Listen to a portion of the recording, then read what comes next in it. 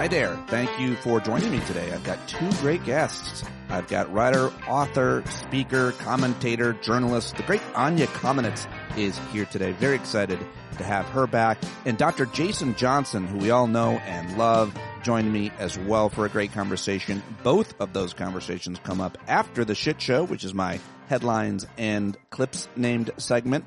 So if you want to skip the Shit Show, as I know some of you sometimes do, and jump straight to my conversation with Anya, it begins at 38 minutes into today's show. And my conversation with Dr. Jason Johnson starts right after that at an hour and 4 minutes or so. But first, the Shit Show. It's Pete's Headlines and Clip Show. Get in on the Shit Show. Yes, thank you very much. I cannot do it without you. Patreon.com/Pete Dominic to sign up for a paid subscription. I am here every day with one or more of the smartest people I can find to ask important questions about issues that affect you, your life, your country, your community, your planet, and so much more. So thank you for joining me. Tell your friends. Join us in Las Vegas on April 9th through 12th for PodJam 3. And I'm very excited that JL Covan will be joining me and our very special new friends, Rod and Karen from The Black Guy Who Tips. I went live with them yesterday. You can watch that on YouTube or Substack. We had a great time, as we all knew that we would. It was real interesting, real fun. I thoroughly enjoyed that conversation, and I will probably be posting that on tomorrow's episode or maybe for the weekend. Either way, join us in Vegas, April 9th through 12th. Get your tickets now. There is a code or link in the show notes, so go check that out and read the show notes. And if you're a subscriber, a paid subscriber, read the Patreon email that I send out every day, because I've got a great hashtag vitamin N for nature photo that gets sent in by a listener every day, different listeners all the time sending great pictures. If you've never done it, get outside and take a picture and send it, and then I will share it with everybody. I am headed into the woods today with Dr. Zatz. Very excited for my weekly Wednesday hike. It's going to be a snowy one, but I'm very much looking forward to that. I hope you have something that you're looking forward to today or this week. Either way, I am very happy you are here.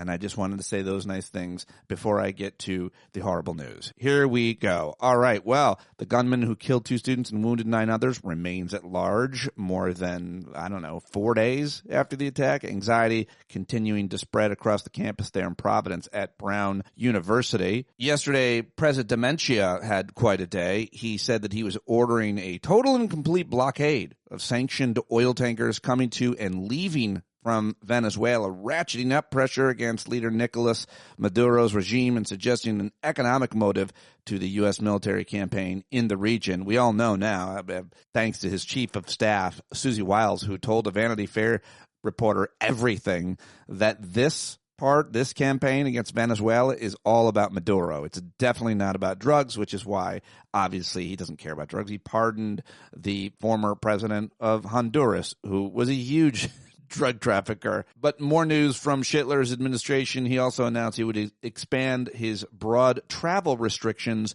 to 20 more countries. So that was a big story late yesterday as well. Everybody's talking about the Vanity Fair piece by journalist Chris Whipple, who for his entire career has been profiling president's chiefs of staff.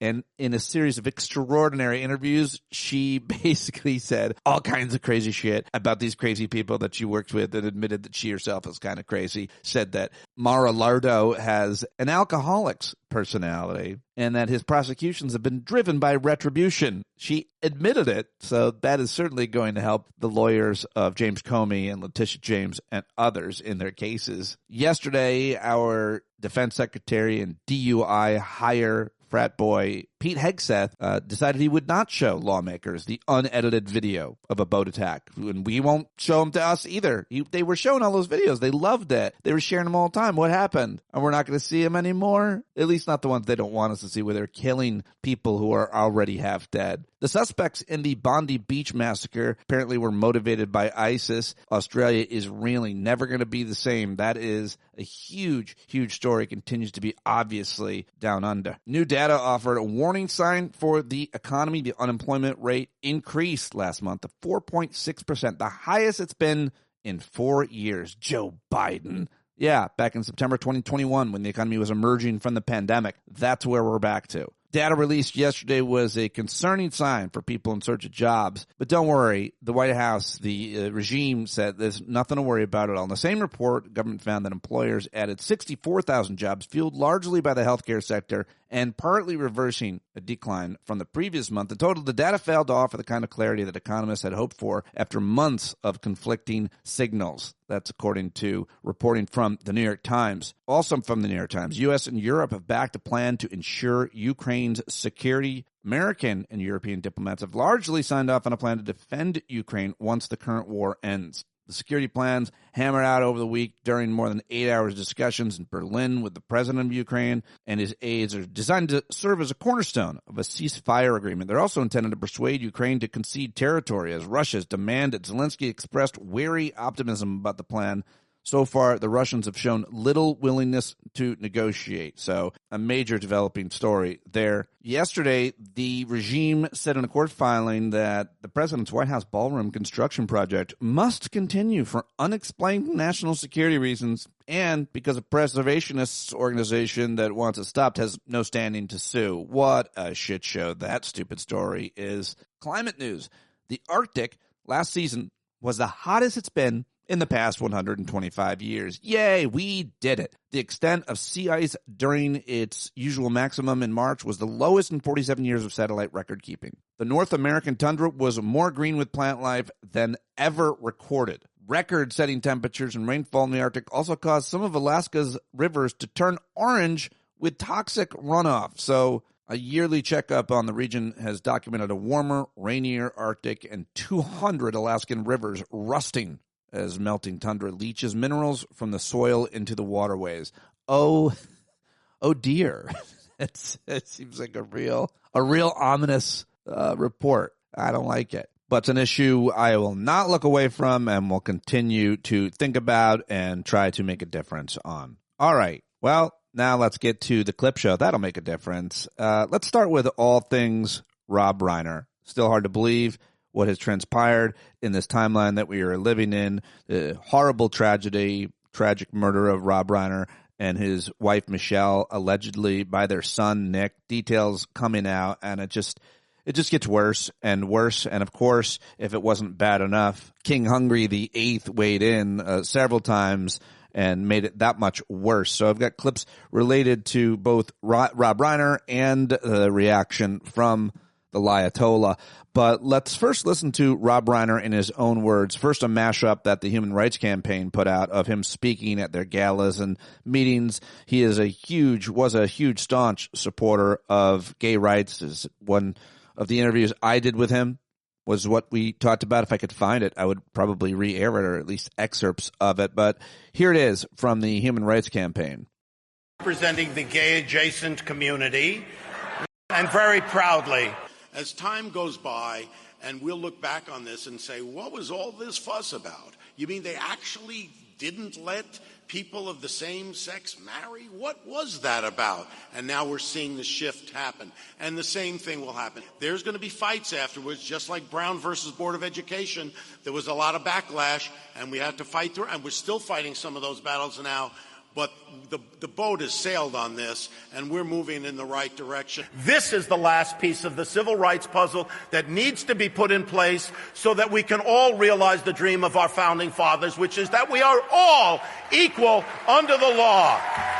There you go, Rob Reiner, in a bit of a compilation of his appearances at the Human Rights Campaign over the years that they shared on their social media channels, which of course I follow, yesterday. And now here, let's go to another clip interview, very recent interview with Rob Reiner about the state of things. Take a long time to rebuild the shining city on the hill, the beacon to the rest of the world. You go to outside of our country, and I've been out in the UK and other places. They don't know what the hell's happening in America. They don't understand what's happening. This used to be the place that welcomed immigrants, that welcomed people, and it was our strength. The diversity was our strength, and now it's looked upon as people are being thrown out of the country without due process. It's nightmarish what's happening in America, and hopefully people will be able to see that. unfortunately, voters, they only feel when it hits them personally in the pocketbook. But when they feel that, which they're going to start to feel, and they also feel their rights being taken away, it may start to change things. But hopefully, it's not too late. It's as bad as anything could be in this country at this point.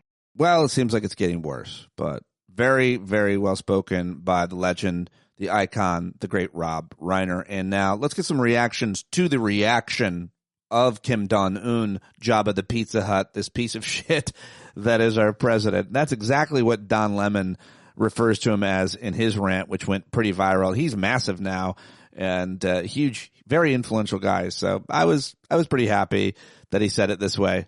You know what, Donald Trump, fuck you. Just fuck all the way off. What an asshole and a small-minded, small dick shit to do. Like, you have no couth. You are an immature child. You are a bigot, a fucking racist, and a small penis asshole. Yeah, I said that.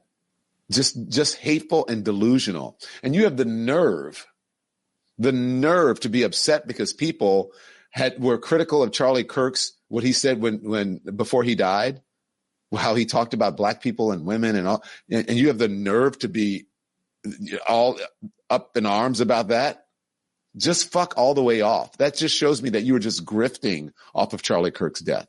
That you don't give a shit about respecting someone when they die. You don't care. You care about yourself.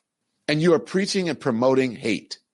It's just vile. It makes me sick that you are president of the United States. It's embarrassing. You are an embarrassment to this country. It's just gross. I don't even know how else. I mean, it's just, I hate to even say it.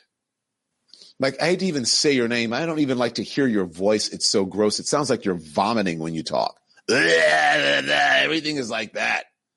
And you wonder where all the hate comes from in this country. It comes from you. You are the promoter of hate in this country, the example of it. And you expect people to respect you when you have no respect for other people and zero respect for the office that you hold. And so I'm giving you the same energy that you give others. That's how I feel about it. Fuck you, piece of shit. If Rob Reiner can't say it, I'm going to say it for him. Don Lemon, really letting it rip. Fuck you. Fuck all the way off, you small penised asshole piece of shit. Bakari Sellers was a bit more eloquent and specific, and I thought this was really good as well from CNN the other night. That's where our expectations are for him. And for somebody to simply say that the president of the United States, when somebody dies in the fashion that they did, should just be quiet, we need to all look at ourselves and say that is the standard that we hold for the president of the United States, that this man that is 80 years old is incapable of actually having empathy. This man who's 80 years old is incapable of being an example for our children, regardless of Democrat or Republican. And the bigger condemnation I have is for those individuals who call themselves evangelical Christians who surround the president of the United States, but then look at this type of nonsense and turn a blind eye to it. He has a prayer council. They lay hands on him. With what? Gloves? Mittens? I mean, that ain't getting through. I mean, who are they praying to? And so I have a great deal of disdain for, and listen, there are people who will say, I love Donald Trump's policies. I hate the man that he is. That is just a very, very weird paradigm that I'm not sure I could find myself in. Yeah, well, of course. There you go. I thought that was a really great point as well. Here is comedian Trey Crowder with one of his car rants. Always great. I always like to share him. And here was some of his reaction. Well, this weekend, Hollywood royalty and outspoken lefty Rob Reiner and his wife Michelle were tragically murdered, and right-wing influencers wasted no time in reminding us all what really matters, their own moral superiority. This is how I'd paraphrase a lot of the early posts from online magazines when this news broke. They were like, vultures on the left, take note. I was no fan of Rob Reiner's politics or his movies, though I did like the one where the badass general gives that speech about how beta cucks like Tom Cruise secretly worship us alpha males and need us to be violent so that America's awesome. Still, I did not like Rob Reiner, but I would never be disrespectful in a moment like this. Right? Even though disgusting liberals celebrated Charlie Kirk's death, I promise you, you won't see anyone on the right mocking or politicizing this horrible murder. And then right after that, the person at the very tip top of the American right both mocked and politicized this horrible murder. Imagine that. Yeah, and an insane, even for him, post on True Social, Donald Trump said that Reiner's death was a result of Trump derangement syndrome, that he was so obsessed with Donald Trump that it drove others into a literal homicidal rage, which, aside from the fact that that sounds like Ben Shapiro wrote a Law and Order storyline, there are some truly unsettling notions baked into that, y'all. Like the sitting president of the United States just reacted to the violent death of a Hollywood star who opposed him by basically saying, you know, he'd probably still be alive if you like me enough. Let that be a lesson to you all. If you don't like me enough, eventually someone will stab you, and it'll be your own fault. So presidential. Yeah, y'all think he tweeted that from the same desk FDR used to sign the New Deal? Or, well, look, to be fair, this was so out of pocket that even a lot of his staunchest supporters are kind of balking at it. A lot of the comments on the post itself are people being like, you're the best American of all time, sir, but this is a bit much. This is beneath you, Mr. President. This is not like you, sir. It's like, look, I'm glad y'all realize this is wrong, but I'm not going to have y'all acting like this is weird, okay? It's like, oh, the world's most malignant narcissist just made the most malignantly narcissistic post in social media history. Inconceivable. Like, don't act like this is some rare misstep from an otherwise great man. Like, no, this is pure distilled Trump right here. This is your guy. Hell, this is why he's your guy. And this is why America's in such trouble, because of him. Like, this post, this is the whole thing, y'all. A perfect snapshot. All those many moons ago, y'all saw this loudmouth egomaniac be boldly ignorant, proudly hateful, and unabashedly selfish on the biggest stage, and you thought, I'll have what he's having. And now, nearly a decade later, the cultural and political division have gone up to 11 in this country, and you love it, and you love him for doing it. You're his number one fan. All right, so even if you don't like this for whatever reason, you'll shake it off. You'll find your way back in line. I know you will. You always do. But to everybody else out there on my side, like, y'all, how crazy is it? Like, the worst president in history, somehow, against all odds, continues to get even worse. It's like, how much more fucked could we be? And the answer is none. None more fucked. Love y'all. I mean, I could think of some ways we could be more fucked, Trey. But I do love the phrase none more fucked. Really good. Amazing and brilliant as always from Trey Crowder. This is pretty crazy though. Early this morning, we got an actual apology from Velveto Corleone himself, which is crazy and untrue because it didn't happen. But if it did, this is how it would sound. To find out now that they sort of expected me to do better when a filmmaker who has said nasty things about me dies in a complete, total human tragedy, okay? Why did you think I would respond with anything but disgraceful sort of nastiness?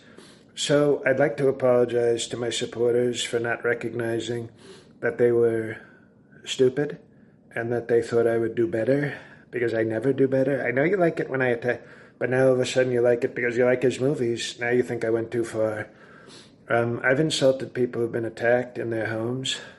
I have described John McCain as basically being in hell.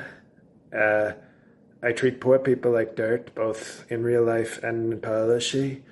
I've said I love the poorly educated. I treat people like garbage.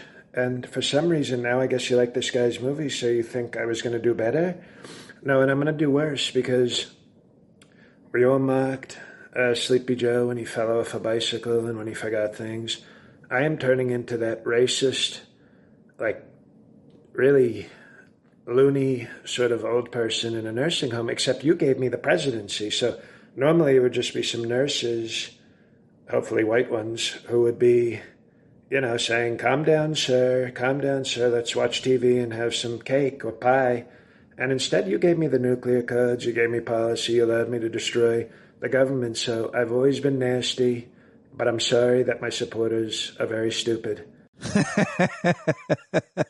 So great.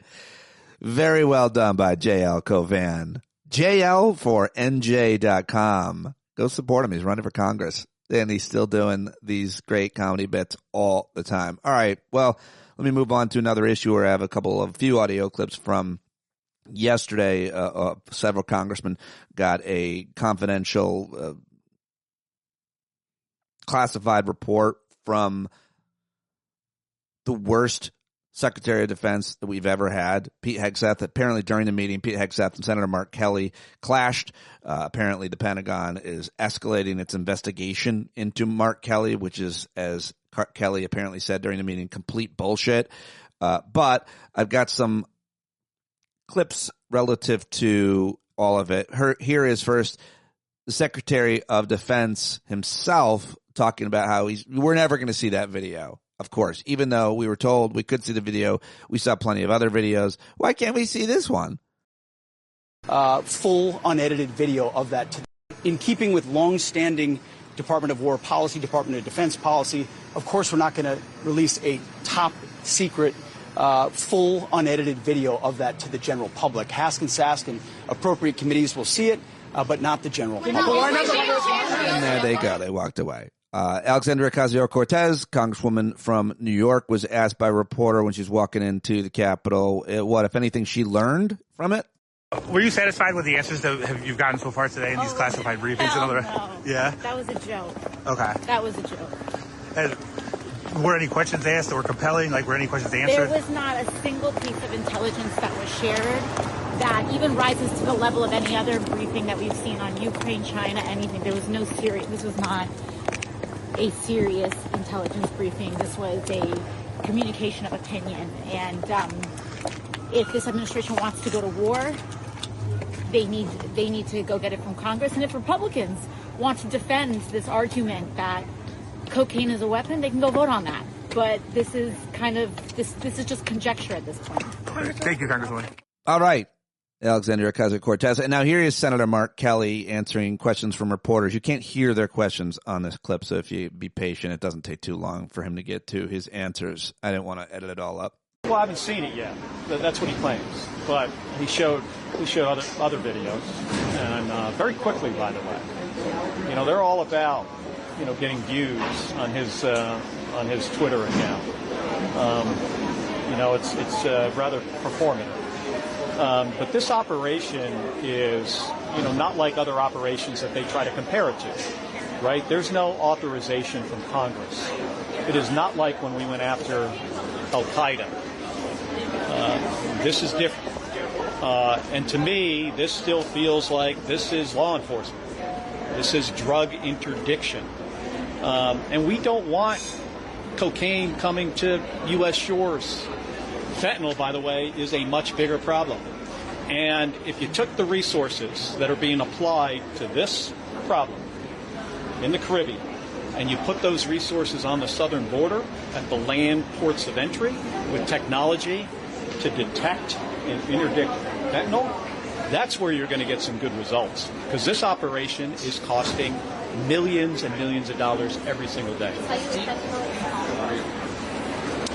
Let me just say, those routes through the Caribbean are not to traffic fentanyl. Everybody knows that. They don't even have to.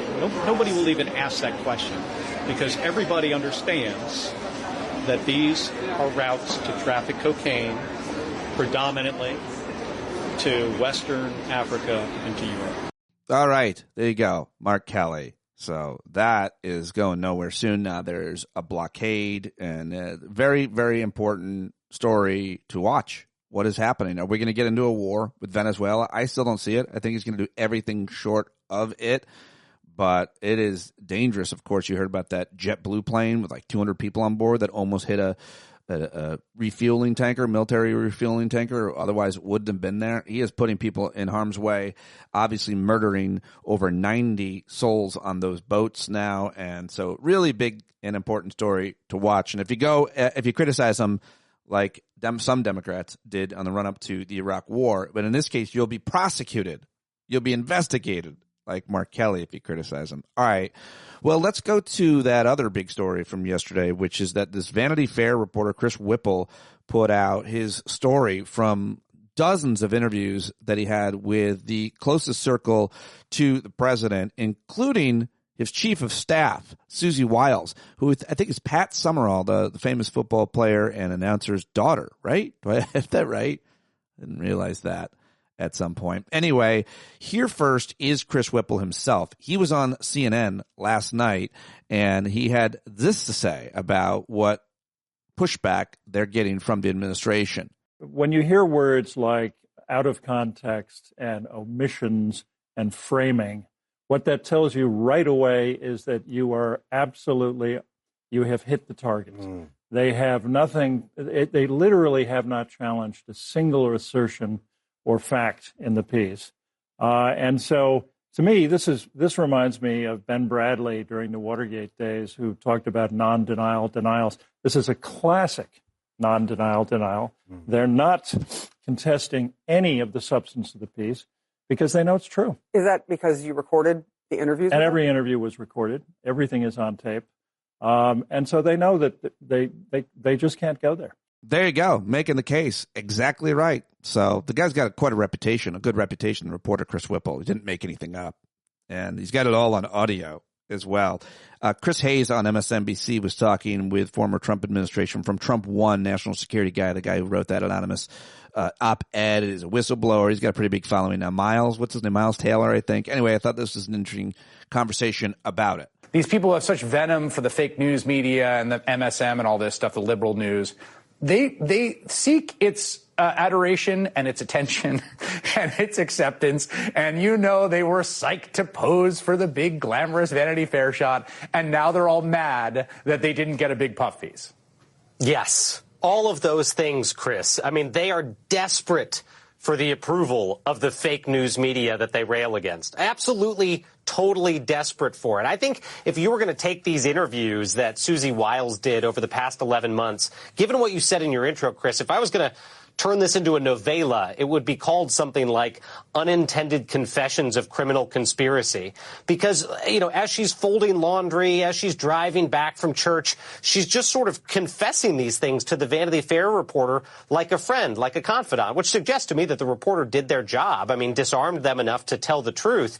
But in this case, the truth was Susie Wiles, the White House chief of staff, basically admitting to the administration's lawlessness. I mean, you read that quote about her belief that Donald Trump sees himself as having no limits, zero limits, nothing whatsoever. That's a president who doesn't see the Constitution as a limitation. And as she indicated on everything from the revenge prosecutions, which are clearly lawless and vindictive, and she admitted to that, to the boat strikes, which are clearly lawless and designed for a totally separate purpose, she was sort of giving up the farm here, but all the while thinking that they were in the middle of getting this, glamorous piece from Vanity Fair. So, I would say this was a very penetrating look into this administration. It may not have been surprising because we know this is who they are, but for them to admit this is who they are is what's damning. Yeah, that line about there is literally nothing, zero, that he thinks he cannot do. I read that and I thought, yeah, that was how Jeffrey Epstein felt and operated. That sort of scans. Like there is no bar on my behavior, legal, ethical, moral, or otherwise. Yes, indeed. Well said by the great Chris Hayes. I love Chris Hayes. I like his opinions. I think he's super smart. I like his big words. I don't mind it. All right. Now I want to move on to CNN and our old friend John Fugelsang, who's just been tearing it up. His new book, his commentary, of course, his radio show at SiriusXM. I got to get him back over here. But I thought he was great on the panel and at the table last night on CNN, sitting right next to Scott Jennings. It was good stuff. Been trying to warn Republicans that throwing 20 million souls off the health care rolls in Medicare is going to hurt red state voters. Yes, it is. She has not been listened to. A+++ is not a real review. That is like a guy reviewing his own restaurant on Yelp. It's not a real thing. It's so funny how Marjorie Taylor Greene has become a darling for No, she's not a darling. She's still a deeply dishonest person who's trying to save her own skin. But yet you quote her as an authority. I did, because she's telling the truth about one thing. I'll praise her when she tells the truth. So when she holds your argument, in one speech said there's an affordability crisis, and I give it A+++. Which one is it, huh? Biden left us a disaster, or things are going great? It's not confusion. It's straight up tap dancing, double talk, and jive with these people. J.D. Vance does have a true rags to riches story, but he uses that as moral cover for policies that hurt the same kind of people he used to be. That's right. Yeah, there you go. All right.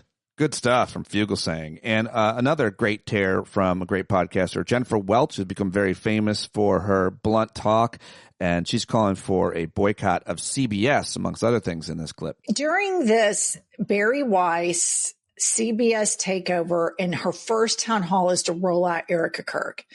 Mind you, we have so many problems in our country right now. You have massive financial, economic burdens for so many working class Americans. You have inflation out the wazoo, healthcare, all of these things. And she is bringing out Erica Kirk, and that's all they've covered for a week straight at CBS News. And listen up, listener, we have agency and we have autonomy. Everybody needs to boycott CBS News. They do not get to just come in and say journalism doesn't matter anymore. We are going to do a propaganda channel. Well, they can do it, but they can't do it without our money. They cannot do it without our money. They cannot do it if we apply pressure to those advertisers. All of these fascists and all of these oligarchs think they control us, and it's our turn to remind them that we control them. Without our money, you're nothing. Absolutely nothing. Look at what happened with Jimmy Kimmel. Yeah, good stuff from Jennifer Welch as always. By the way, that apparently that town hall with Erica Kirk, that big idea, one of the first of Barry Weiss, it got very bad ratings and only got like 100,000 views on YouTube, which is an interesting, if you take all the passion and the insanity out of it, it's an interesting comparison as to someone like Don Lemon, who now has 1 million followers on YouTube, or the Midas Touch guys, or Glenn Kirshner, or somebody else with huge following on YouTube alone, much less other platforms. But just the views on YouTube alone, one of their just normal videos gets more views than the CBS YouTube channel interview between Barry Weiss and Erica Kirk. Maybe if you had someone actually doing a real interview, a tough interview with her, it would have gotten more views because it would have been more honest, is my guess. And fact check everything I just said about those numbers, but that's what I read. And it's just interesting that a giant multi-million-dollar, billion-dollar media company with a huge channel and legacy brand is getting fewer views than some single-person podcaster or YouTuber on YouTube plus other platforms combined. All right, well, that's where we're at. So now a couple more clips I've got for you. It's a big clip show. I grabbed a lot yesterday. Thought this was interesting economic reporting from Andrew Ross Sorkin on MS Now yesterday. Statistics released the November jobs report a short time ago. It also includes partial numbers from October, when the government shutdown impacted normal data collection methods. So the new report shows that employers added 64,000 jobs in November, but the unemployment rate edged up to 4.6% from 4.4%. Let's bring in the co-anchor of CNBC's Squawk Box and a New York Times columnist, Andrew Ross Sorkin. Andrew, let's talk about these job numbers. Yeah. Obviously, it's a new look because we're getting partial data from earlier this fall. What are some things what are some headlines to you? First of all, not totally unexpected. And the truth is, because it's so backward looking, because we were literally now 2 months behind effectively, I don't know how much people are going to take directly from this, except to say there's a demonstration here that the economy is, I think, weaker than you'd want. The conundrum here is, what does the Federal Reserve do in light of seeing these numbers? And does it change their path and outlook in terms of cutting rates? Obviously, that's something the president's wanted Jay Powell to do. Mm-hmm. But the flip side is that we still have a persistent level of inflation, in part as a result of the tariffs. And so if you are Jay Powell, at least for the short term, until you find out whether one of the Kevins ultimately becomes him, it's not clear whether if you try to lower interest rates, you could exacerbate the inflation problem. That might help the employment situation to some degree. But the opposite side would be that you'd want to increase interest rates to push down inflation, but you can't do that either because that might exacerbate the unemployment problem. Mm. So there is this sort of real conundrum, is the word I would use, given what these numbers seem to portend right now. Yes. Yes, indeed. All right. Now I just have one final serious clip, and this is the governor of Minnesota, Tim Walz. Yesterday, he signed an executive order on gun violence. 2 executive orders, I should say. One that creates a statewide safety council to examine and help reduce the effects of gun violence. The other calls for tracking the cost of gun violence and adds funding to educate gun owners on safe storage. It's not much, but we'll take it. And it matters. All of it matters. If it saves one life, it matters in these cases. These are not challenging or expensive things to invest in the long term, in long grand scheme of things. Here is the governor talking about it yesterday, Tim Walz. And to watch people stand and deflect and word salad about everything of this, there's too damn many guns and the wrong types of guns on the street. And I don't want to hear how do you define assault weapon. I damn sure can assign what it is and describe what it is and tell you what it does. And unfortunately, we have a whole bunch of parents now who know a lot more about what these weapons were meant to do. Not meant to shoot deer. They're not meant to plink. Whoever a Republican senator said he likes to plink, and how dare we take away his plinking. They're meant to kill large numbers of people as quickly as possible and with as much damage as they can possibly do. There you go. Governor Tim Walz trying to make a difference there in Minnesota on the issue of gun violence. All right, finally, let's check in with the hilarious Jimmy Kimmel. Jimmy Kimmel Live, he was reacting to that big story from Vanity Fair about Greedy McGulfey's chief of staff, Susan Wiles, and so many more.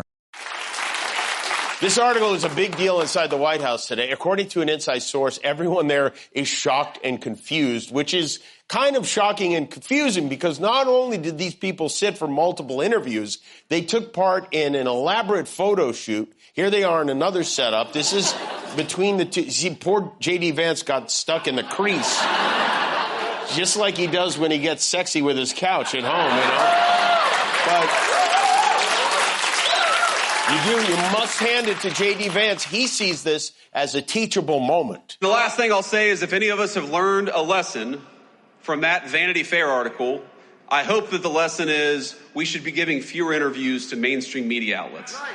That's right. From now on, we will only speak to our loyal Newsmax mannequins and no one else. And here's what he said about Susie Wiles calling him a conspiracy theorist.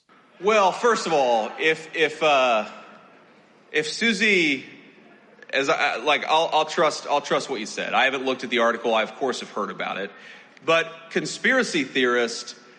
Sometimes I am a conspiracy theorist, but I only believe in the conspiracy theories that are true. Yeah, that's exactly what a conspiracy theorist would say.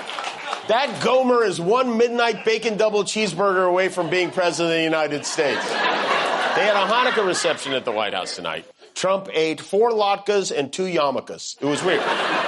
All right, there you go, Jimmy Kimmel. All right, I'm out of time. The shit show is up. It's 37 minutes of shit, really. So, probably too much, right? You tell me. StandUpWithPete@gmail.com.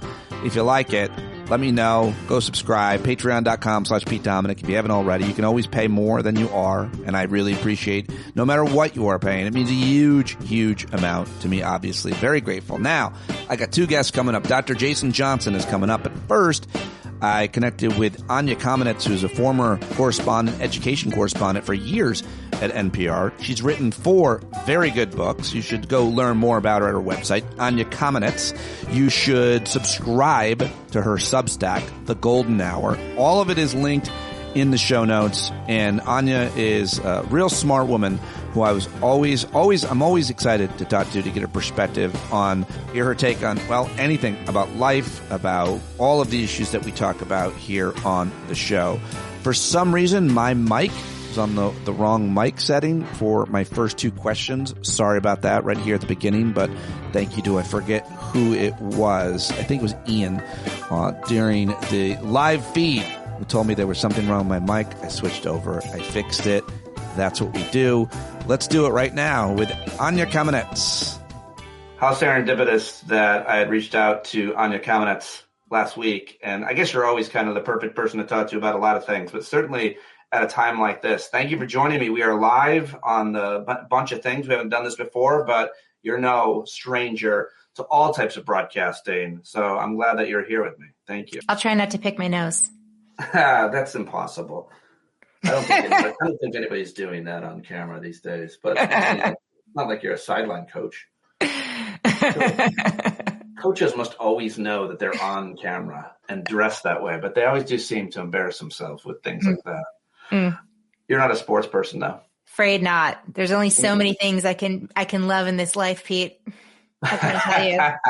What are your other cultural blind spots, Anya? I mean, sports is pretty big. Let's be honest. Yeah, superhero movies, I gotta say, like a fair amount of pop music. Not all of it. There is pop music that I really love, but in the top 10. But yeah, I mean, God, the things I don't know that how much time do we have? Come on. Don't be modest. You are a very cultured, well-rounded person. You're always writing about all kinds of different things. If people aren't subscribed to your Substack, it's one of my favorites and one of my earliest. thegoldenhour.substack.com. You should go and be a paid subscriber because Anya's work is so original and important. And her career, I was telling someone, trying to explain your work to someone earlier, and I said, well, she wrote these books, and I mentioned your 5 books. And my friend goes, I want to buy all of those. You are working on it, and you're working on a new book now as well. How's that going? What's it about again?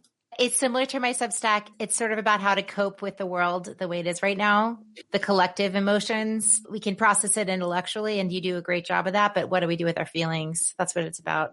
Exactly. And that's why today is a pretty good day, because we have 3 major events that have captured our attention at the end of the year, the beginning of Hanukkah, I think matters too. On Friday night, there was a shooting in Providence and Brown University that was pretty high profile, obviously, Ivy League school. You yourself are a Yalie. And we don't know the motivations yet. Apparently, the suspect isn't even in custody, maybe. Then, of course, we woke up on Saturday morning, was it, to this horrific targeted attack against Jewish people celebrating the first night of Hanukkah on beautiful Bondi Beach in Australia. I've been there. It's amazing. Australians obviously in shock, Jewish people around the world and the rest of us as well. And then we find out last night one of our American heroes, legends, icons, Rob Reiner and his wife were murdered in a grisly knife attack, allegedly by their own son. And just to top it off, our leaderless nation is led by a child who made it about himself and said horrific things. And so there's a lot just in this past few days. And I wonder if what the question is, but it's about how we're supposed to process it. My only reaction to it, at least Trump's response, was we can't let what's already a terrible situation, we can't let him steal whatever we have, whatever energy we have, whatever joy we might have by the way that he piles on. But how do you want to react to all of this? You're Jewish yourself, so I mean, it's got to be really close to home. And we struggle to make sense of these things, and there is no pat way to sum this up. These are 3 very random and different scale acts of violence. And we have a really violent society. We're not doing enough with gun control. That's an aspect of that. Obviously, this rise of, I think, all forms of hatred, but anti-Semitism certainly deserves to be called out itself. But you know what I think that the real thing, though, Pete, that I am reaching for is thinking about how we do feel connected. Like, why do we feel that sadness? Why do we feel implicated? Or why do we feel like we want to see justice? We want to make it make sense. And that sort of childlike impulse, I think, is within that is like the spark of our actual shared humanity. Everything that the man in charge violates is everything that we wish that we had, which is, an acknowledgement of the fact that we are all connected. We do all care about the same things. We all want safety. We all want love and meaning. And I think, in the films of Rob Reiner that really united Americans, such incredible films, right? Family favorites, because they did kind of reaffirm that necessity, not only to have our shared humanity, but also to have things make sense, like classic storytelling, Princess Bride, Harry Met Sally. Like, you want things to make sense. And this is one of those moments where it just doesn't. Stand By Me, I think, was my favorite. My favorite as a child. I saw that film as a child, and I counted it as my favorite for so many years. What is that about? That's so interesting. I don't know for you. For me, it was like a bunch of boys in the country getting in trouble, which is a lot of what I did. And it was also like they're exploring their emotions and their friendships and that kind of bond between them going through something. I think there was a vulnerability to it, the music, all of it. I don't know. That era, that time era, I can't believe I'm just freewheeling on us, examining Stand By Me. But there was a time when, men and boys didn't talk to each other that much. I thought that movie gave you a little bit of permission to talk to your dad or talk to your buddies. It certainly felt that way with me. Really spoke to me as a kid growing up in the country, I guess, too. I really wanted to find a dead body after that. I think that I was too young to feel nostalgic, but the film is like so full of nostalgia for childhood. And, you know, obviously it bridges that now. But yeah, I don't know. I mean, it's all of these things are so sad. But all of his work, all of his work from his early sitcom work with All in the Family to all these movies and his roles, but then his activism was second to none. The man was fearless and instrumental. What he did, especially with gay marriage and marriage equality, he did so much on so many different issues. You were telling me that you just talked to a couple of friends of yours that had worked with him. I interviewed him a couple of times. Couldn't have been nicer. Couldn't have been funnier. Couldn't have been more passionate. Just a really good guy. He talked to everybody who wanted to talk to him. What did you hear? Yeah. So one of my mentors, Michael Levine, has been an advocate for early childhood his whole career, decades. He worked really closely with Rob Reiner on the pre-marriage equality for a couple of years. Rob got really interested in early childhood and the necessity of the 0 to 3 age group, and how it was partly coming from his own background, his own therapy that he'd gone through, and realizing that those early years are just so determinative, so important, and the necessity of people getting like nurturing care and love. And he was really determined and really thoughtful and really strategic. And they created this sort of what became an exemplary campaign. I mean, they got so many celebrities. They got Colin Powell, Shaquille O'Neal, Tom Hanks, national television specials, magazine articles, magazine cover of Newsweek, just to tell everybody how important it was that you read and sing and talk to your babies and give them nurturing care and love. And they actually campaigned successfully to get the tobacco settlement money used for early childhood intervention. And this was a legislative campaign and became kind of a national model. So it really had all the pieces. And he was so into it. He actually told the New York Times that if he could, he would stop making movies and just do this stuff full time, because that's how much he cared about it. It seemed like he did it all. I didn't even know about that contribution until I read his obituary today. I had no idea about that, which says a lot because he did so many other things that we did know about. Just one note on this reaction from our commander in chief. This is what I said earlier. I wrote, Rob Reiner's death would have always been a sad loss. The tragic details and violence make it the worst possible scenario. This alone is hard for us to deal with. The last thing any American should imagine should be our country's leader shitting on him less than a day after his death. But of course, it's exactly what he did. As the details to another terrible tragedy roll in, he inserts himself not to remind us of our shared humanity, but to remind us of his daily lack of any. His every breath loaded with hatred and insecurity that spreads like a virus to his supporters. But you don't have to let that sink in. That's my message. Like, I pivot. I didn't want to just comment on it. I wanted to say, don't let it control your emotions for a moment or a day. Let every example of his hatred lead you to finding new ways to share your light during the darkness. Peace be with you during this fucked moment. There are so many ways to just recognize what it's doing to you and then pivot and do something nice for yourself, for someone else. What's your practice? What do you think of that? I think that we're living in this incredible time when everything that's happening is reminding us both of the good that one person can be in the world, the light that one person can be in the world, and the bad that one person could be in the world. Like, never doubt, look at Donald J. Trump and never doubt that a single person can create a difference in the world. And look at Rob Reiner and never doubt it, right? And look at Ahmed al-Ahmed, right? The Syrian refugee who we saw in this viral video sneaking up on a gunman and bear hugging the gunman. Crazy that he did that. And amazing. Find the helpers. And Hollywood would dismiss as too pat and too right, silly, like too sentimental that, oh, you have a Muslim refugee coming in to remind us that this kind of violence is not about your national origin, and it's not about that people are meant to be enemies in any way, shape, or form, that every human life is precious. You can choose to look at whatever part you want to look at, but that's the part I'm choosing. I like that. How do you not let the vile behavior of others destroy your own humanity and the way that you think about them?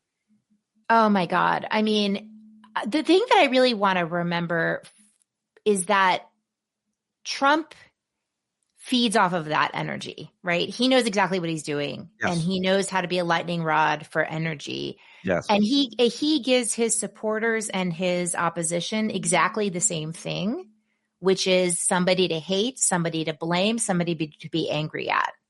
So while his supporters are frothing at the mouth over immigrants, the people that hate him have this like, oh my God, that guy. And he's a stone in our shoe. He's a thorn in our side. He's a fire. He's always something. It's always something. He knows how to insert himself, and he can't help it in a way. It's a wicked instinct. He knows exactly what to say to make himself like, why are we talking about him in this moment? Giving him power and time as opposed to pivoting to giving that energy to anything or anyone, from your plants to your children, to your friends, to yourself, to your community, turning that around. I mean, I immediately I feel like now when I'm able to be mindful enough and I'm doing so much better at it, hopefully through meditation, to recognize the thoughts I'm thinking, go, oh no, oh hell no. Whoa, horse. And then turn and do something nice or a mitzvah. Speaking of Hanukkah, day 2, 3. Yep. Night 2. Yeah. Yeah, I mean, I'm inspired. And speaking of an anti-Semitic attack, anti-Semitism has reached new heights. We're seeing all new kinds. It's horrific. It's maybe the worst it's ever been in our lifetime in terms of however you want to measure it. And when you see a group of Jewish people attacked, targeted this way, to me, my reaction was to reach out both privately to lots of Jewish people in my life and then publicly to post about just something thoughtful about them and Jewish folks, as well as just the culture and religion that I admire. And I felt like that was the right thing to do. Do you want people as a Jewish person to reach out to you? Is that annoying? Is it is it like signaling? Is it because given the anti-Semitism and given that you're not sure who your friends are these days, it might seem like you're alone? That's what I've been hearing. It's a complicated question, Pete, because I think that many of us also feel not only that there's a growth of anti-Semitism, but that there's a weaponization of conversation about anti-Semitism, because anti-Semitism exists on the horseshoe ends of our political spectrum, right? It exists on the far right and on the far left. And our country is in the grip of the far right. That's who's holding power right now. And so this question about what makes Jews feel safe, what makes us feel included, I think there are some people who want to say, well, I want attention on Jews as Jews, and the fact that we're being targeted, that's important to me. That makes me feel safe. And other people say, well, I want to live in a pluralistic society where we have equal treatment and equal rights, and everybody's lives are equally valuable. And that's what makes me feel safe. And so the siege mentality that I think a lot of Jews are under, it fear breeds fear. And it's really, really difficult. So I think if I would say anything, that I do want to hear my friends post about this, and I want to hear my friends post about when any group is targeted, because I want to live in a group, in a society, in a community where we all feel like we've got each other's backs. Does that make sense? It makes a lot of sense. It just, I don't belong to a group that's ever been targeted. I don't have that feeling. I have never, ever felt that way. And so I don't always know exactly what I'm supposed to do when Black people are targeted in the supermarket in Buffalo, or Hispanic people are targeted at a Walmart in El Paso, or Jewish people are targeted on a beach celebrating Hanukkah in Australia. And I don't want to reach out to my Black friends, Hispanic friends, and Jewish people like, hey, love you. But I do. And I always do, because I don't know. I feel like it's the right thing to do on those days, because I can imagine, it's just an empathic thing to do, that they must be feeling about themselves and their kids in danger. I suppose I could somehow relate to having a child in school and there's a school shooting, but it's not specific like that. I mean, that's what we're all in that boat together, unfortunately, on Friday night in Providence at Brown. But I just think that when people are part of a group that is marginalized, whether or not they identify that way, even if they look that way, they're just a Black or brown person minding their own business and being targeted on the streets right now by the government. I feel like it's good to reach out. And I think that, civil rights leaders of previous generations told us that we're supposed to take care of each other. That's my understanding. I'm with you. And I love that question. I don't think you can ever go wrong showing empathy for someone and someone who you feel like is getting targeted. And I did the same thing. I mean, I texted a friend last night who I haven't talked to in a long time who lives in Providence just to see how she was doing. And I think that is what we're supposed to do for each other. We're supposed to reach out. Well, you have a lot of friends, apparently. I read your piece. It's so good. Everybody should read this piece. I'm a working mom in my 40s and an introvert. I have more, sweeter, and deeper friendships than I've ever had in my life. Here's how I do it. You just posted this a couple weeks ago, or December 5th. Everybody needs to go to thegoldenhour.substack.com and read it. I want to pivot to something that you've written and that you've shared that I think is really positive and very helpful. You do a good job here, to be like, I know this is not everybody, and I know it might sound a little weird. Maybe I'm privileged and so on, with all the caveats and so on. But I am in the same boat as you are. I have more relationships and more deeper relationships than almost anybody I know. And I love that you wrote about it and how you water those relationships and how you feel about them. What was the impetus for this? And I'd love to know what the reaction to was it. Tell me a little bit about your... Yeah, I think... Well, I don't take my current friendfulness for granted. I love that sentence. So it's something I've been thinking about for a couple of years, actually, because the loneliness crisis is something we hear about so much. And every time it would come by, I'd be kind of like, well, I don't really feel that way. I'm feeling different. And so ironically, I joined this group of women on Substack, and we were kind of talking about the articles that we try to write where we try to like swing for the fences a little bit and like get out of our normal audience. And I was like, I think this topic, like I normally write about climate change. I write about parenting. But this is something on my mind. I bet people will be interested. And I just want to tell people how I got where I am. And oh my gosh, it's been so positive. I mean, people have been really, really kind. No one's been snarky. People have said that it's helpful. I feel like I did a good job of saying being honest. Like I am an introvert. I have limited social battery, and I know I use it where just strategically because I want to grow the relationships that really mean a lot to me. And I don't know. You get older, you realize that life is short. Maybe some of us have lost friends along the way. And you just start treasuring that time with them. You start telling people that you love them because you do. And you realize that these are good. Maybe it goes back to Stand By Me too. It's like, these are going to be people that see you through, as much as your spouse, as much as your children, your siblings, your parents.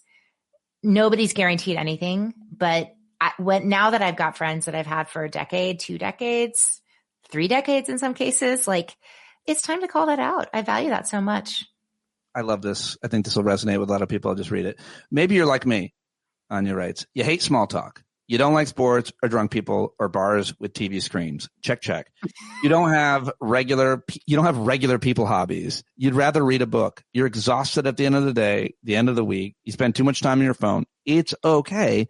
You can still have better friendships than you do now. And this is then you have a list of things that you've done. You've actively prioritized friendships, set the intention to both deepen and expand your relationships. You were able to somehow be more vulnerable. You joined some groups, and apparently you say virtual groups are all right, Zoom groups. And you say you learned from the extroverts because you're an introvert. So let me tell people to go read that and go pay for a subscription to Anya's Substack because she's one of the best. But that one, number 4, you're an introvert? And what does that mean? And how did you learn from the extroverts? What does it mean for you? What it means for me is that like I said, I get drained by being around people. I'm not thirsting. I just have to I know that I can do one night during the week and one night on the weekend or 2 nights on the weekend, and that's it. So that's for me. But I have lots of friends who, thank God, they're the connectors and they live to fill up a room, and they host the potlucks. I have friends that hosted a monthly potluck for 10 years. And a friend, I went ahead and went to this. She hosts a Christmas windows walk. This is a Manhattan thing, right? So walk around, look at the Christmas decorations in Manhattan. She's doing that for 13 years. And so that's a zero budget activity. She just gathers people together with a little beverage and they go strolling. And so people that have these kinds of rituals that bring people together, and you just have to show up and be a enthusiastic guest and be part of that and appreciate the people that are in your community that really glue things together. You also write that you expect conflict and friction. People are flawed. I'm flawed. I don't believe it, Anya. Spending more time with others brings those flaws to the forefront. Friendship is a relationship of free individuals who choose to be together without formal obligation, and that's what makes it beautiful. But friends aren't meant to be everything to each other. Sometimes you'll need to take space. Sometimes you'll need to say, ouch, or I fucked up. I'm so sorry. Sometimes you need to say, she's a fun tennis partner, but I can't trust her with secrets. That's rad. By the way, I don't play tennis. I know that wasn't like, there's no way you wrote that you played tennis, because one of your friends might have read that, like, she's talking about me. Yeah. I knew that wasn't real. But I just think that's really important to mention. Expect conflict, expect friction. It's okay. That's okay. I just hear a fair amount of people talking about the friendship breakup. And I think that it can feel so devastating because we don't have a good template for it. Right. In our society. And maybe girls talk about this more. Maybe guys are more likely to, not to totally stereotype, but like guys might be more likely to just drift apart. I was thinking that gender thing when you said it, actually. Yeah. Yeah. I mean, but it's how we're socialized, and it's, whatever. But there are these sort of cultural scripts that we do tend to follow. And I think you can just kind of normalize the fact that people can come in and out of your life, and there can be changes in relationships, but there can be repair. And I've seen so many things get better with time where you're kind of like, well, what were we so pissed off about? I actually don't remember. And maybe that's the benefit of getting older, right? I really hate, this is along those lines, but it's friction and conflict. They're inevitable. What I can't deal with in my life, whether it's my parents or my closest friends, I can't deal for very long with acting like something didn't happen and just hoping it will go away. Yeah. Because I think that passive aggression, I think that it makes it worse. So I pretty much, sometimes I take a day, but I peel that scab. I get right after it. I'm like, listen, I address it because I don't want to sweep it under the rug, because I know it's super uncomfortable. I'm probably better at it. I don't avoid conflict very much. I don't look for it, but I know it's going to get worse. Yeah. If it's someone I care about and I don't address it, I'm going to be resentful. I do not hold grudges. I cannot deal with it. So I address it. And guess what? People don't like it. I'm sure I could do it better, but people are uncomfortable with it. Hey, that thing you did or said really upset me. I want to put that boundary up, but people don't like it, but I have to. I can't move on. And you gotta be the way you are, and you gotta be able to be, and then it's like, if people can meet you there, then that's great. And you'll get even closer. And if they want to pretend like it never happened, then here's, it's like, don't go to the hardware store for oranges. Like, if somebody can't handle it, then you don't ask that of them. And that is a different kind of friend. And I think that's okay. I do, because your life is full of all kinds of different kinds of people. Yeah. And I think that it's one of those things, going back to what we said earlier, that I think is a perfect example of what you can do here to water a relationship, is sometimes when shit happens in life that's completely not connected to a friend. Yeah. I actually reach out to a friend apropos of nothing, but hey man, how are you? Yeah. Making a connection with someone you haven't talked to, watering that relationship, as a result, as one of my options of modalities of things to do on a crisis day, a crisis weekend, whatever, whether it's in my life or the poly crisis, as you say, reaching out to someone and making contact that you haven't heard from, or even a good friend, just connecting, all of that waters the relationship, and they appreciate it so much. And so do you. I love that so much. And I'm going to have to dip really soon here, but yeah, I just want to I got to credit this because this is a guy friendship. My husband and his best friend since 4th grade, whenever he's heading home from the airport, he'll call my husband. So that's his ritual. He only flies once a decade. He flies constantly. He flies twice a month, but that's awesome. That's the ritual that he created. Love it. Yes. Yeah. Great. Read for more to learn more about this and everything else. The Golden Hour. Go read it. Go subscribe. Go get a paid subscription. Follow Anya on Blue Sky. Get all of her books. Thank you so much for joining me today. We got to do it way more often. I really appreciate you as always. Anytime. Thanks so much, Pete. Thanks for everybody who watched live. We'll talk to you later. All right, bye. Yeah, there she goes. There she dips. Anya Kamenetz, everybody. The Golden Hour. Go to her website. Get her books. All of them are great. Every one of them is on a different subject and very important, from screen time to testing to the stolen year about COVID and kids. She's the best. And I was so happy that she was able to join me. I hope you will go subscribe to her Substack. Let her know that you heard her here. Follow her on social media. All of it linked in the show notes. And today we get a bonus guest because yesterday Dr. Jason Johnson got back to me and said, I'm available today if you have any time. I found time to catch up with him. We were live on YouTube and Substack, of course, yesterday. Jason is a PhD and a professor at Morgan State University in Baltimore, and he is also a contributor and an anchor over at MS Now. I got it wrong. He corrected me. We caught up yesterday. I hope you like it. Let's do it right now. Follow him on YouTube, by the way. Yes, there he is, Dr. Jason Johnson, He's joining me now on the internet, low-balling it in the cellar because he'll be on prime time in a moment. About an hour, he'll be on MSNBC, and you can watch him there. But we've got him, and it's been way too long. Great to see you. Thank you for getting dressed up. First off, you have that completely wrong. I will not be on MSNBC tonight. MSNBC doesn't exist anymore, Pete. Oh. MS Now. He'll be on MS Now. Yes, I will be on MS Now at 7 o'clock on the weeknight. Yes, he is I and I am him. Chilled with the tilted brim. To quote my favorite rapper, I am here. Who your favorite rapper's name is I Am Here? Yes. That is. He was a very lesser known rapper, primarily performed in my high school cafeteria, also known as me. Yeah. Oh, wow. Those are your lyrics you just cited? Wow. No, that's, yeah.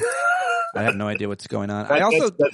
It's a Snoop lyric from like 35 years ago. While you're talking about rappers and stuff, you put up, I think, a YouTube. What do I need to know about Puffy and 50 Cent and that documentary? What do I need to know about that? The main thing that you need to know, as anybody who pays attention to American culture knows, is that it's like the last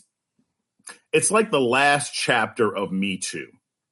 That's the best way to look at it. It's the last. If you think of the Me Too movement starting in the aftermath of Trump getting elected in 2016 and in early 2017, you start having Harvey Weinstein and all the, Kevin Spacey and all these people being exposed for decades of abusive and terrible behavior to women.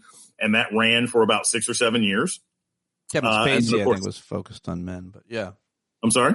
I think Kevin Spacey was going after dudes, although he's been completely vindicated, I think, Jason. But no, the long list, if you think back, so this somehow in the timeline is a bookend? Yeah, I think it is, because obviously Trump getting back into office is saying that a certain chunk of the country doesn't care about the idea of men in power abusing young girls, abusing women, abusing anyone for their sort of sexual desires. And to Kevin Spacey's effect, remember, Diddy was also sexually abusing men. So it's sort of a bookend to that. And it's a fascinating journey through, if you're a Gen Xer or a millennial, or maybe even a boomer who cared about this sort of thing, of seeing all of this stuff was happening in broad freaking daylight.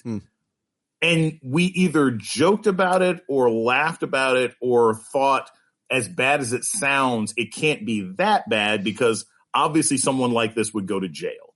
And then you start realizing, holy crap, he probably should have gone to jail for a lot of this stuff. So I thought it was really interesting. You don't have to be super into hip hop. You don't have to care about East Coast, West Coast battles or any of that crap. A lot of it is sort of the political and cultural things that were happening. What does 50 Cent have to do with, I refuse to look it up, and I don't know, maybe I should, but what is he made a documentary? Why? See, and this is the thing, and I'm so happy you're mentioning this, Pete, because this is like what some of my friends in the chat room are arguing about right now, because there's a decent number of people, and I talk about this in my video, who are like, I don't like 50 Cent. He's a troll. He's a monster. He's a terrible person. I don't know anything. I don't have an opinion on that. I don't want to do anything that, was associated with him. A lot of people have perhaps a negative view. The thing is, 50 Cent is as involved in this documentary as McDonald's is with Chipotle, right? I mean, McDonald's had a large part to do with Chipotle being created, but it's not like you're getting McDonald's fries at Chipotle, right? 50 Cent, because of who he is and his name, probably made it easier for this documentary to get picked up, but he has nothing to do with it.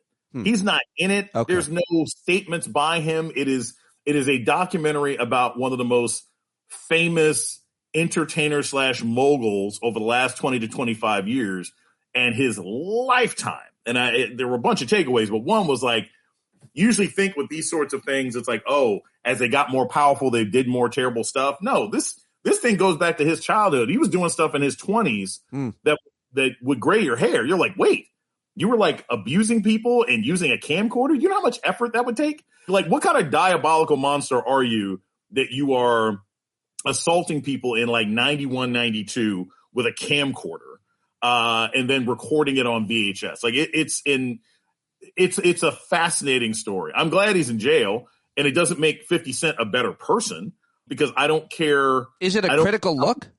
I'm sorry? Is the documentary a critical look at the abuse of his life?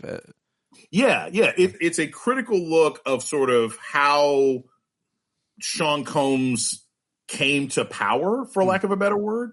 It starts like with his upbringing and things about his family, and then his time at Howard University, and then his sort of rise as a music mogul, and then the death of Tupac and Biggie, and then sort of his downfall with the various allegations of abuse that are caught on tape, et cetera, sexual abuse and harassment of men, the drugs, all the way up until him getting thrown in jail. And again, what I think is for the not initiated, just from a pure story arc, it's like this is a guy who at the peak of his powers was like when the MTV Music Awards mattered, right? This is a guy who at the peak of his powers is doing a duet with Sting, right? Like after Biggie got killed, it was like Sean Combs was like a global icon. Right. Oh, look at this man, blah, blah, blah. Sting is allowing him to use Every Breath You Take as the backdrop. I mean, I can scarcely think of another human being who was more prominent of any color, who was more prominent across so many genres of American culture from about 97 to 2010 as Sean Combs. I mean, maybe Jennifer Lopez, who he dated. Yeah. Well, but even that's part of it, right? Like he dated Jennifer Lopez back when people thought she could act and sing. Yeah. People are telling me to watch it, and I wasn't sure if I was really interested in it or not. I just get, I don't get that interested in those kind of stories. Maybe they trouble me. They make me upset. I get upset about it. I don't want to. I don't usually care, to be 1,000% honest with you. I don't usually care. I usually think I've read enough and I lived through this. It's like the true crime genre. I have no interest, zero. And it's one of the most interesting genres in the country, especially, I guess, more to women for some reason. But women, for some reason, really like true crime. I've heard a whole lot of psychological and cultural explanations for why that might be the case. I mean, my guess, being a man and not being a woman, from what I have read and been told, is that women who are oftentimes the victims of various crimes, primarily perpetuated by men, that listening to true crime can sometimes be empowering. When you're on the receiving end of bad behavior on a fairly regular basis, hearing about people who have committed crimes who are brought to justice or stopped or something else like that can probably feel good. That's a guess from what I've read. Let's wrap this part of the conversation up by talking about the worst of the worst, which is the Epstein Island and everything we've learned over the past few weeks. And I just wonder what your thoughts. I mean, I remember last time we talked, one of the last times we talked, you said no matter what comes out, there won't be any consequences. Do you still feel the same way about that? I feel absolutely vindicated in the opinion that I've always maintained about the Epstein files, which is that if ain't nobody else getting prosecuted, there's not much point. I understand covering it from a news perspective, and I know that the public is interested. But if it doesn't open up additional investigations and additional prosecutions, all we're hearing about is bad behavior that everybody knew. And there is a legal story, there is a public morality story, and there's a political story. The political story has already been answered. It didn't keep anybody from getting elected. Donald Trump got back into office. And the only people that really care about the Epstein files are Trump Republicans, right? MAGA people, Marjorie Taylor Greene, because independents and Democrats already know how they feel about the guy. So politically, it's like, okay, the moral question has already been answered. I don't think there's anybody except for, Megyn Kelly? I don't think there's anybody in America who makes excuses, who's making excuses for anyone trying to, maybe Matt Gaetz and Megyn Kelly, who tries to make excuses for anyone even entertaining that kind of behavior. And then the sort of legal question has already been answered. Nobody else is going to get prosecuted. They'll get embarrassed, but there you go. It's a shame. It is a shame. What do you make of the big news from today? I'm sure you'll be talking about it later. This big story Vanity Fair did with Trump's chief of staff, Susie Wiles, who she said all kinds of disparaging things about cabinet members, the president himself, J.D. Vance, and now they're trying to clean it up. But you're breaking up. I heard you say Vanity Fair and then everything else. It sounded like we were trying to communicate before a monster got you in a horror film. So what was it you said? Am I back at all? You're back. You're back now.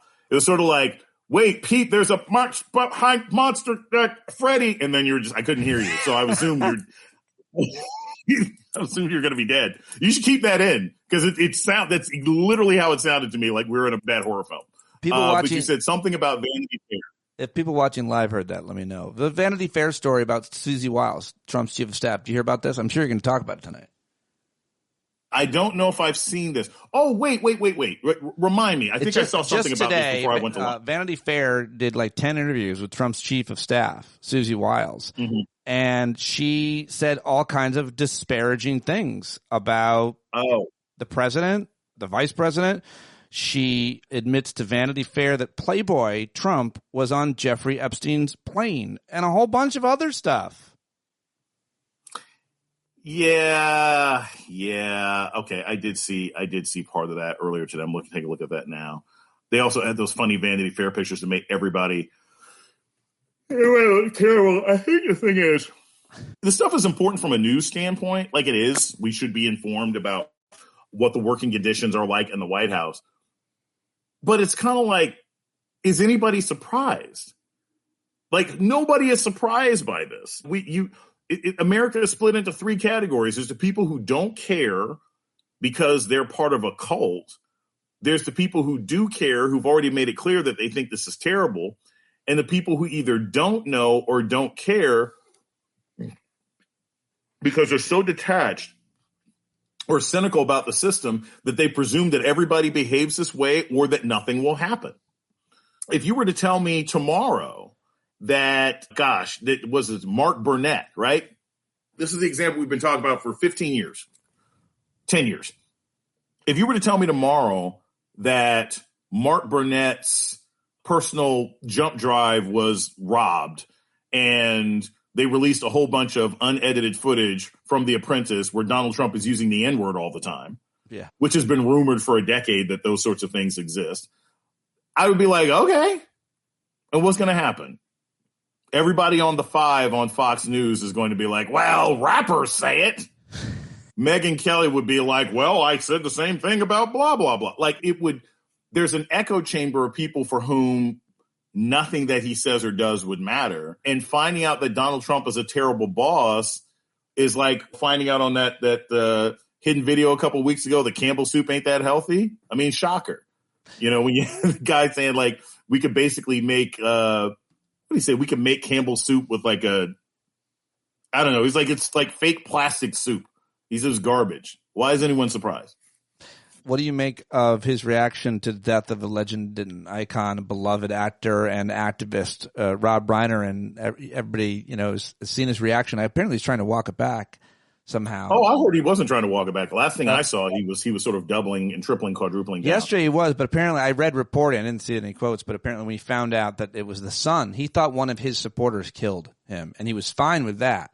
But when he found out the son killed him, then he got nervous and started looking at his own children differently. Like, what did he? I think he felt that maybe his reaction wasn't, was going to land differently, which is why it did. Like, so many of his supporters, so many of his hardcore supporters were like, "What the fuck is wrong with you, bro? Why are you inserting yourself into this?" Because obviously he puts himself into everything. But that reaction was insane. It was just insane, and even his ardent support. Nick Fuentes was like way too much, and Reiner's a Jew.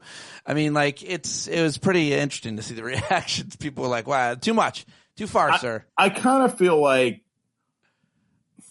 similar to Epstein. Yeah. I'm happy that we are still a country that can be offended by this kind of behavior. Sure, that's a good point. Yeah, like seriously, I'm happy that we live in a country where it's like, hey, a guy got killed. He and his wife were killed in his home. And one, why are you even talking about it as the president of the United States? And two, why are you attacking a man who's been murdered in his home? Right? So the fact that people are upset about that, hey, I guess we haven't lost the entirety of our soul. But I also think, and I'm very careful with this stuff, Pete.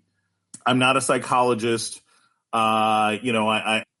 People who say that the president has dementia or anything else like that, I'm like, leave that to experts. I've never sat down and evaluated this man, so I can't do those sorts of things. But I will say that even by Trump's standards, some of his recent rants seem to not come from a place of empowerment, but they seem to come from a place of frustration and disorientation. Yeah. And then I mean that from the bottom of my heart. I'm like, this doesn't sound like a bully. This sounds like a confused grandpa in the mall. Yeah, he's real broken right now. Yeah. He's not winning anywhere on anything, it would seem, that matters. Yeah, because it's like there is a version of Trump that if Rob Reiner died or was killed, there is a version of him that I see saying something more brief. Rob Reiner was never a fan of mine, but back when Hollywood was good, he made some shows I liked. Something like that, right? Something really simple. Or the Trump administration has done everything it can to fight crime and crimes like this. Like I see a 2018 Donald Trump posting something like that.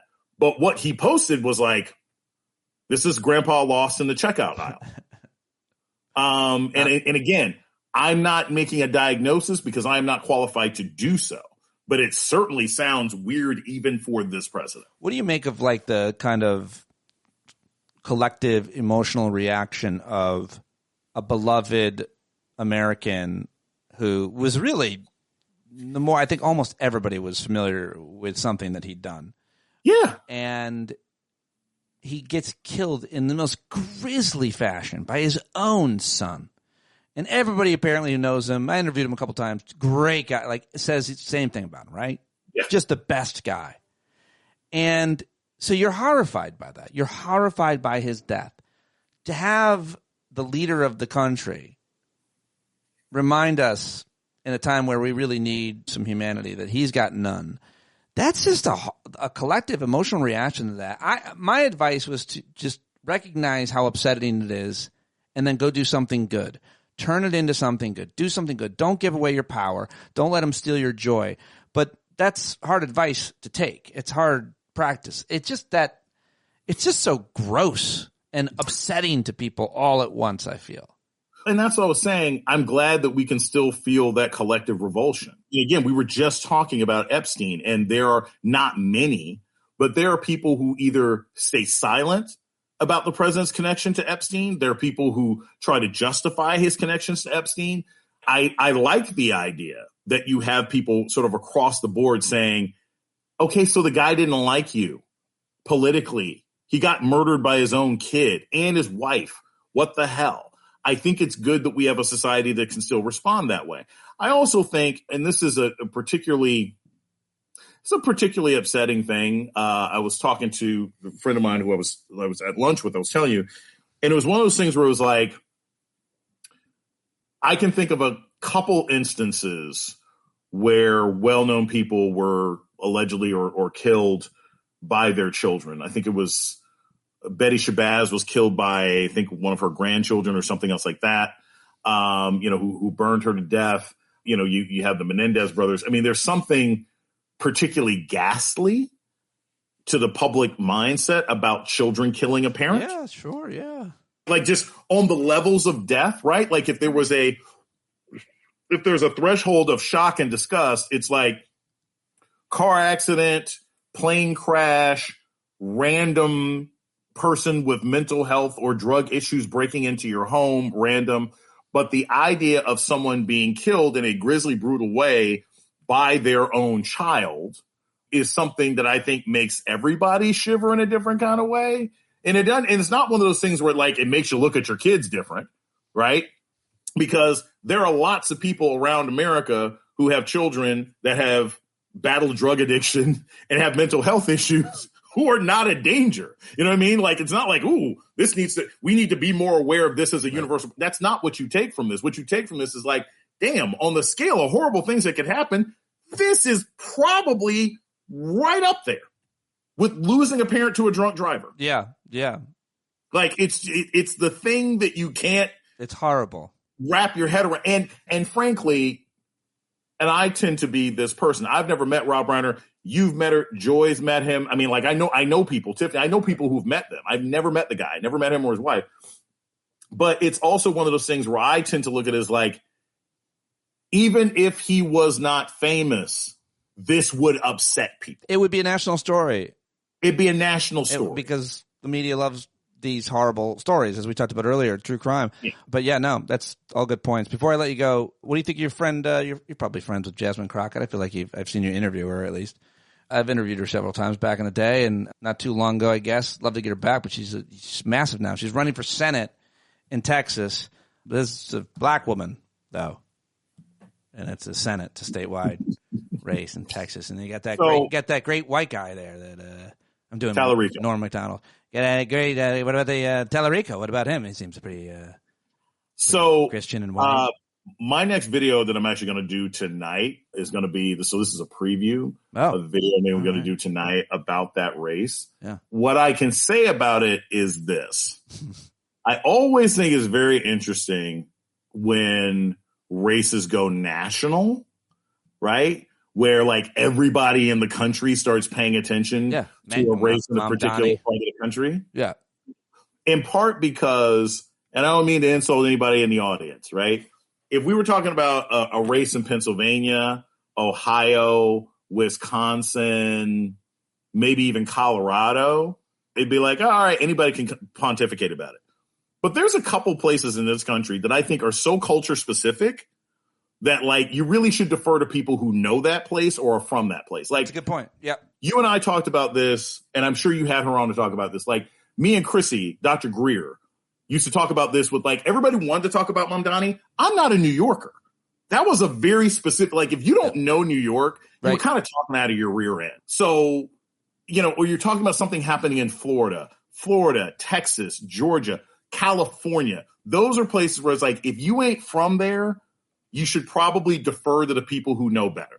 So what I'll say is I have an assessment of the race that I'm going to do in my next video. And it's because I've been spending time talking to people who are actually from there and looking at what they have to say and mixing it with what I actually know about Jasmine Crockett, about Tallarico, and about what we're likely going to see in 2026 overall.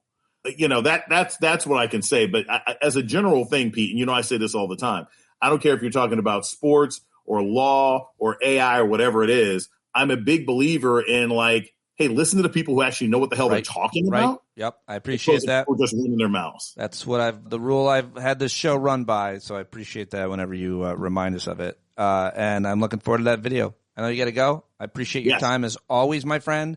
Go watch YouTube. It'll be on MSNBC tonight. MS Now tonight. Sorry. And then YouTube, the YouTube channel looks like it's going really well. Following them on Instagram and everywhere else. Dr. Jason Johnson, the one and only. Always I want to add this real quick before we hop off. I have to thank Pete Rock himself for encouraging me to do the whole YouTube thing. It's been 6 months. Oh, good. And I need to call you off. Yeah, it's been a really fulfilling journey. Great. Oh, I'm so happy to hear it. Really fulfilling journey. Yeah. And so yes, please go to Dr. Jason Johnson on YouTube. Just look me up. But go there now just to see the red turtleneck you wore in one of your last videos. That's a fulfilling journey right there. Hey, I'm rocking full Christmas gear for the whole month when I'm on the air. Unbelievable. Go see that video and then leave a comment on that turtleneck if you want to. Yes, I encouraged him to do it. I'm glad it's going well. Everybody should go subscribe right now. And we'll see you over there. Thank you very much for joining me, buddy. Later, man. There he goes. And that's it. He is gone. On to the next thing. And so are you. And so am I. Thank you for listening today. Thank you for pressing play. Thank you for your support. I hope to see you at our hangout. I hope to see you in Vegas. I hope that you are doing all right and finding some peace and joy through the suffering, which is just a part of life. Glad to be on this journey with you. Can't do it without you. And, of course, John Carroll, who sings every day to us in his unbelievably melodic, talented tones. JohnCarroll.org is his website. Go buy the album if you haven't already. And I will talk to you tomorrow right here on Stand Up. That's the time you gotta finally get up off of your knees. When you can't see the forest for the burning trees, you got to stand up. Hey, you've been sitting so long, you got the creaky knees, you got to stand up. Stand up. I think you're driving wheels with leaking grease. Boy, you better stand up. Stand up. Well, there's a whole lot more of us who know what's right. They'll keep right on ignoring us if we keep sitting tight. You got to open up the window to let in some light. You got to stand up. That's right. You got to rise up. You got to stand up. You got to stare the devil straight in the eye. We got to let him know it's his turn to go. See it clear and all you hear is a lie. Don't get up off of your butt, down off of your fence. And even if it ain't a very friendly audience, well, they'll begin to listen when you start making sense. And you stand up. Stand up. No need to point your rifle to defend your town. Just stand up. Stand up. You know they can't deny you what you're laying down. Boy, you better stand up. Stand up. Show your face of every color, yellow, black, red, and brown. This is the place where every lost child will finally be found. There's only one thing to do before we stand our ground, and that's stand up. Stand up. Well, the founding fathers saw a land for all. They had to stand up. They had to stand up. They had a keen imagination for a crystal ball, drawing all the plans of a stand up. But all they had to go on was the time they were in, with other causes for laws, and since they weren't even sin, they knew that change was gonna come before the change could begin. They had to stand up. All right, they had to stand up. We got to stand up. We got to look the devil square in the eye. We got to let him know it's his time to go, and make it clear and all we hear is a lie. Why you lying awake wondering where the money all went? It'll be the cost of freedom that'll go unspent. You can see him flee the scene of that experiment if you stand up. All right. We got to speak up, we got to reach up, and raise your voice in every way you know how. Don't be toes up, you got to show up. Ain't no better time to do it but now. No need to pledge allegiance to no wanton tribe. Rise up, show obedience to the voice inside, and listen well and it'll tell you not to run and hide. It says stand